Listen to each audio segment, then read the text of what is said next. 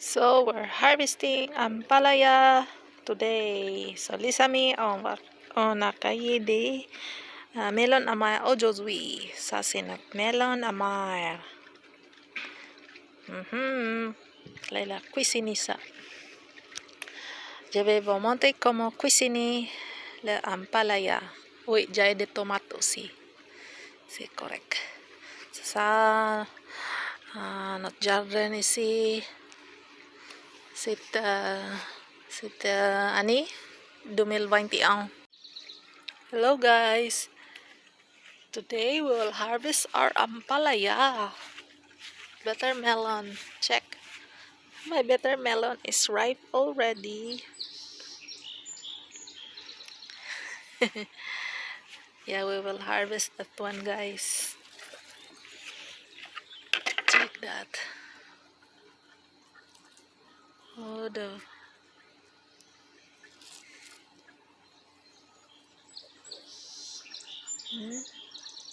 that's the ripe, a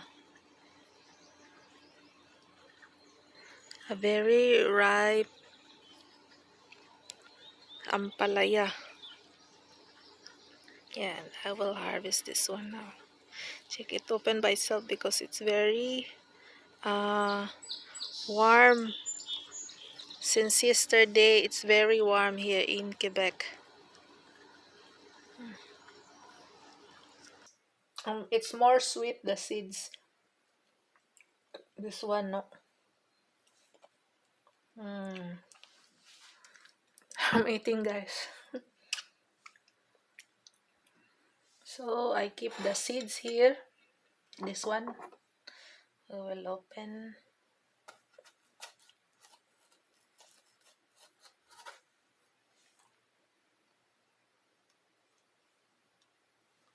Check, guys. Wow, lots of seeds.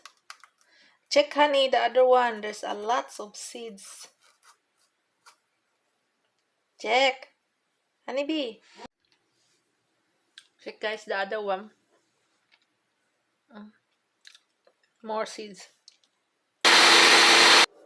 Ayan, so our smoothie is done already, guys. Smoothie Ampalaya. I will try it.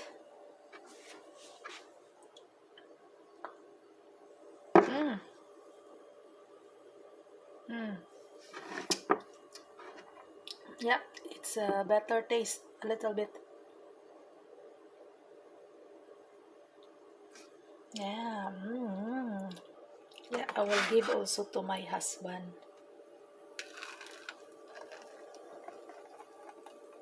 Only that. Wow.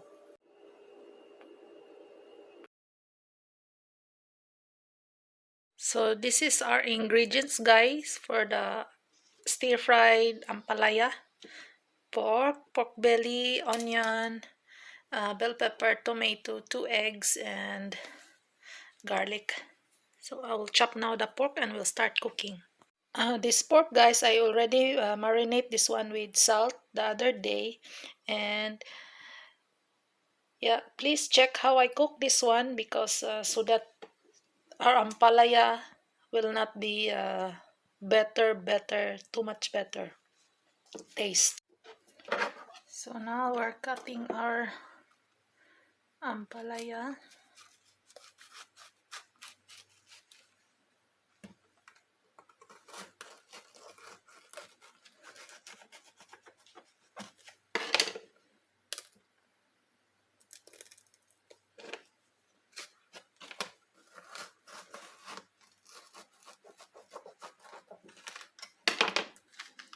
Check, guys, it's almost ripe already. As you can see, it turns red. Check, honey. Hey, it's almost ripe already. Huh? Almost ripe. What's that? Red already now. Look at spell. The Ampalaya. Why? B. Check. That's why I harvest all.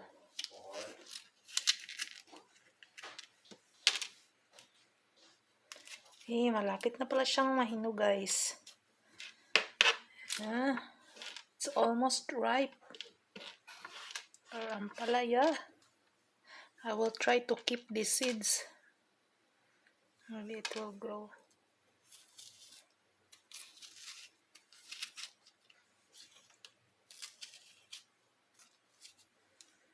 Okay, so you scrape with the spoon. This is, and then when you cut this one, I will remove that.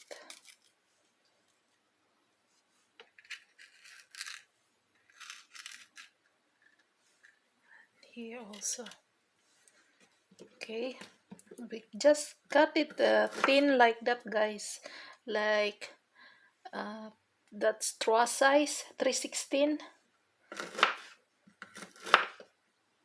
inch or 1/8 inch, 1/8.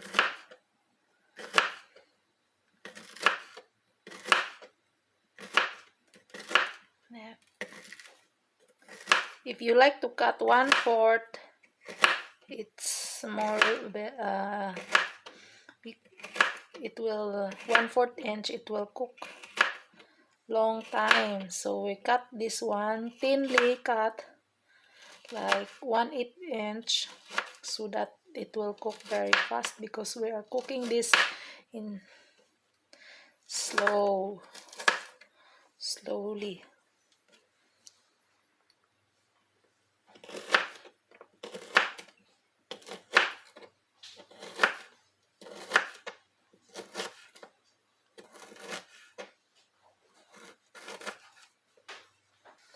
This bell pepper will not cook all, I just cut some.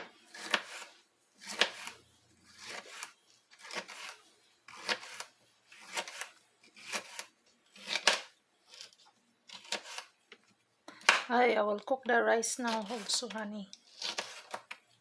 Dépêche-toi, il aura 3h10.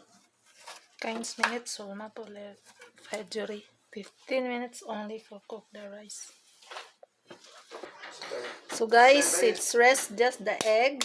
Everything is ready.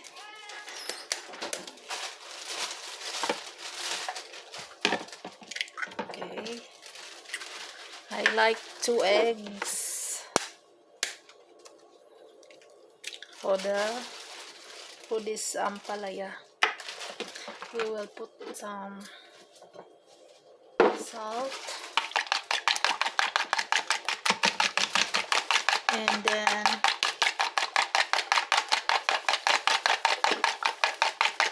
we beat this aside. So we have here pork, sliced ampalaya, bell pepper, onion, tomato, and garlic. So now we will heat the pan. Since this is pork belly, I'm not putting oil. I'll just put directly here in the pan. You know, the pork belly, there's a lot of fats in there. I will just add a little bit of water.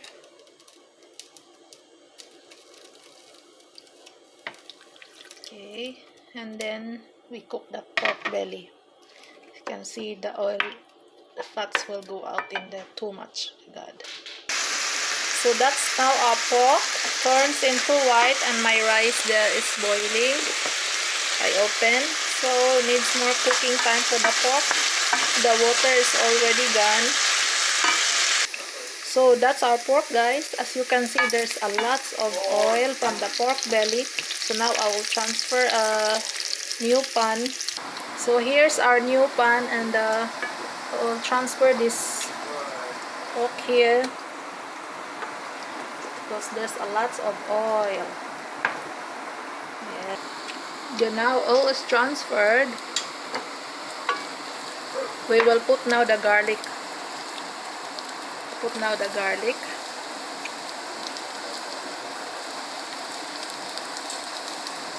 Okay. We stir that one. Wow, smells really good, the garlic, guys. And then we add the onion.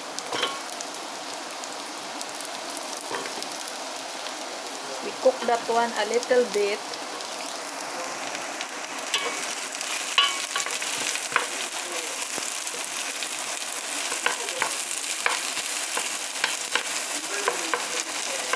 Okay.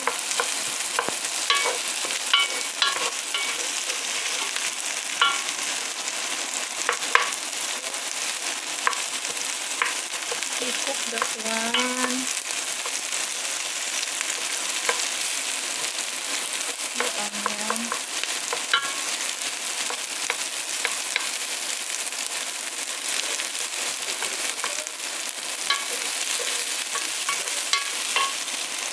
And then now guys, I will add the tomato.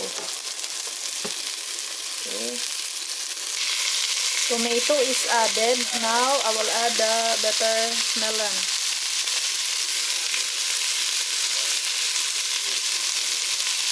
This time we will put into a very low heat. Very important because we're not mixing this one at this point. Once the butter melon, the ampalaya is added, we will not mix it until it's cooked. That's the time. When it's cooked, we can mix, but this time now, no. We cannot. Now we're adding the egg. Okay. Okay, now we're adding the egg.